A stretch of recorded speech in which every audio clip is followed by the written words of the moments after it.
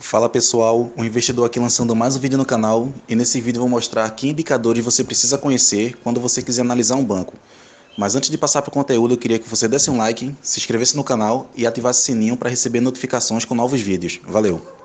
Os primeiros indicadores que nós devemos observar quando formos analisar um banco são margem financeira e lucro líquido. E o que seria a margem financeira? Margem financeira é a receita proveniente das operações usuais do banco. Então o que é que o banco faz? Geralmente ele recebe o seu dinheiro e faz aplicações, ou então faz empréstimos e depois recebe esse empréstimo com juros. E o lucro líquido seria a diferença entre o total de receitas do banco menos as despesas. Então, se a gente for analisar aqui o resultado do Banco Itaú, que eu usei como exemplo, a gente pode ver aqui o produto bancário do banco, que seria o total das receitas, foi cerca de 35 bilhões de reais no segundo trimestre de 2022.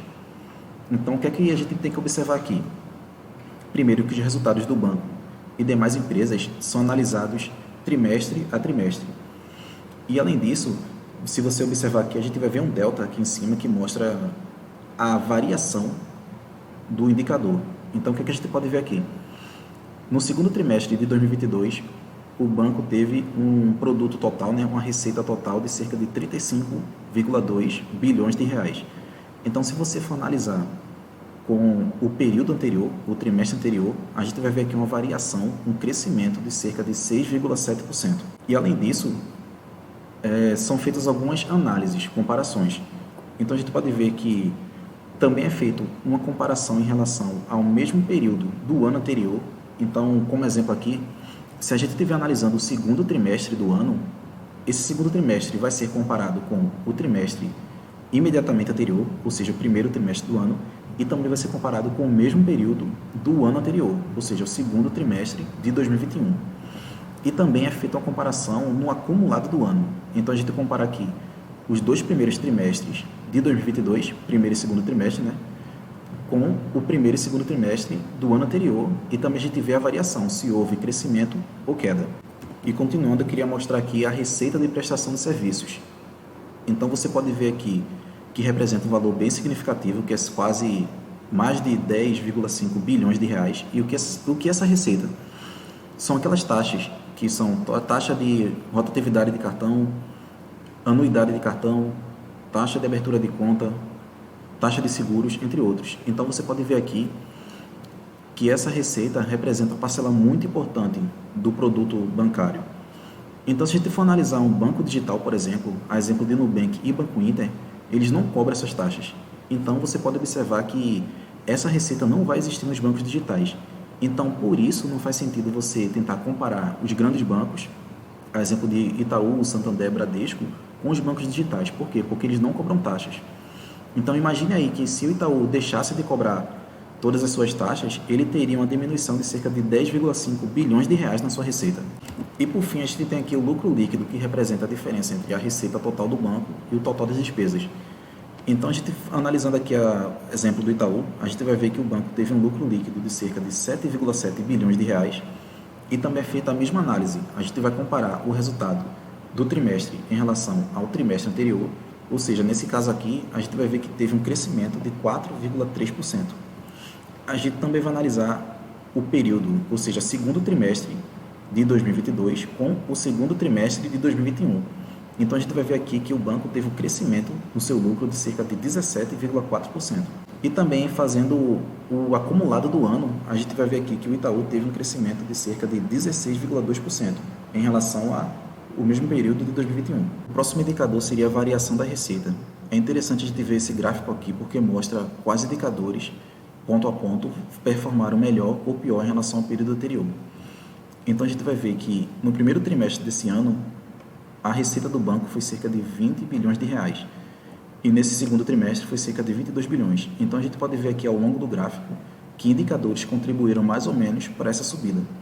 Então, a gente pode ver que, em relação à maior contribuição, foi as operações sensíveis a spread, que no primeiro trimestre desse ano foi cerca de 18,3 bilhões, e no segundo foi cerca de 19,9 bilhões de reais. Outro indicador também seria o spread. E o que é o spread? Antes de explicar, eu queria falar como o banco recebe receita. Primeiro, o banco recebe aplicações dos seus clientes e a partir desse valor recebido, ele começa a emprestar dinheiro, basicamente. Então, à medida que ele vai emprestando esses dinheiros, ele cobra uns juros. E quando ele recebe esses juros, ele devolve o dinheiro aos clientes mais outros juros. Então, o que acontece? O banco recebe o dinheiro dos seus clientes e promete pagar o dinheiro, devolver o dinheiro com certos juros, um juros pequeno, vamos dizer assim. E a partir desse dinheiro recebido, o banco empresta para outras pessoas, físicas ou jurídicas. Quando essas pessoas devolvem o dinheiro, elas pagam o dinheiro mais um juros maior. Então, o spread seria a diferença entre esses juros maior e menor. E é dessa forma que o banco lucra. Então, se a gente for analisar a margem financeira, que seria exatamente o percentual de lucro em relação aos juros, né, que o banco empresta e que o banco recebe, então a gente vai ver aqui que em 2022, o segundo TRI foi cerca de 11,5%, comparando com 9,9% em relação ao ano passado. Então, a margem financeira do banco está maior.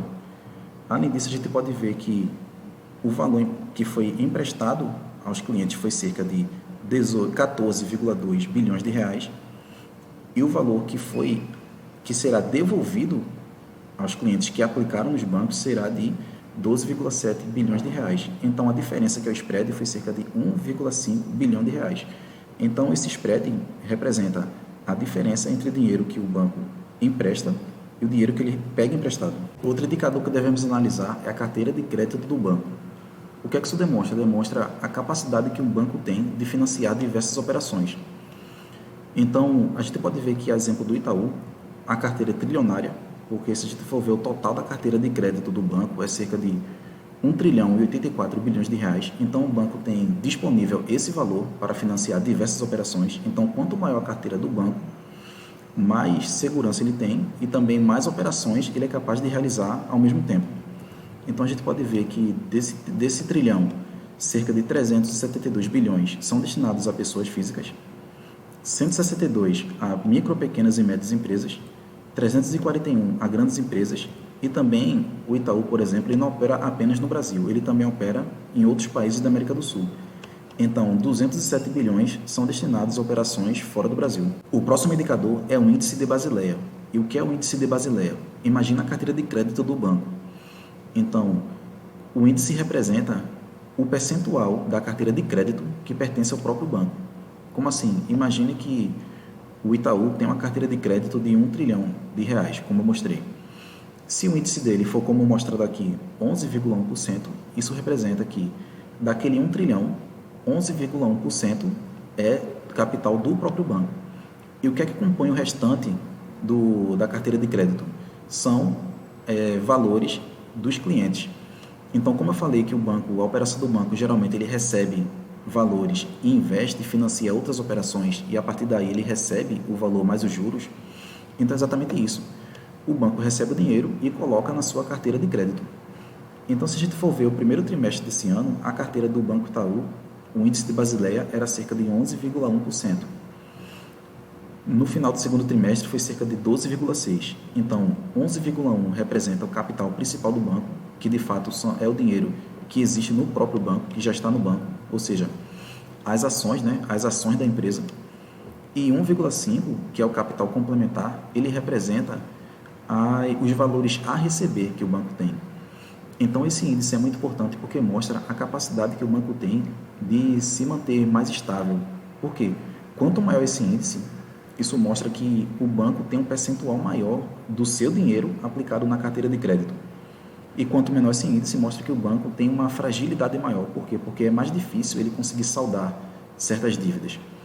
Então, para operar no Brasil, os bancos têm uma faixa de operação, um índice mínimo e um máximo que o banco pode operar para que esteja de acordo com as regras estabelecidas aqui no Brasil.